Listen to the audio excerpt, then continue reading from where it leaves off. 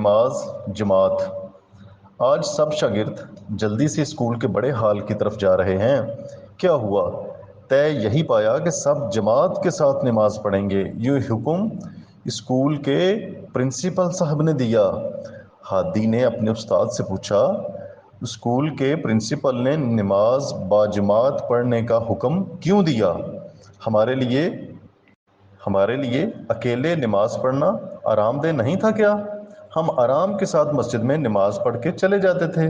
ٹھیک ہے، لیکن خداوند مہربان نماز باجماعت کے ساتھ پسند کرتا ہے اور اس کی جزا بھی دے گا۔ ہال کے اندر نماز کے لیے صفیں بنائی گئیں اور نماز پڑھنے والوں کی تکبیر کی آواز نے فضا کو معطر کر دیا۔ ہادی اور اس کا استاد بھی جلدی سے جماعت کے ساتھ نماز پڑھنے کے لیے گئے۔ کتنی خوبصورت ہے یہ نماز!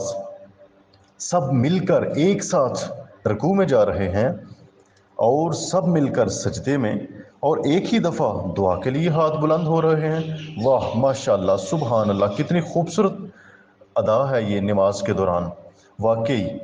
ساتھ دوسرے بچے نے کہا، سورۃ بقرہ کی آیت نمبر 43 میں اللہ تعالیٰ نے فرمایا ہے، وَارْكَعُوا مَعَ الرَّاكِعِينَ، اور رکوع کرنے والوں کے ساتھ رکوع کرو۔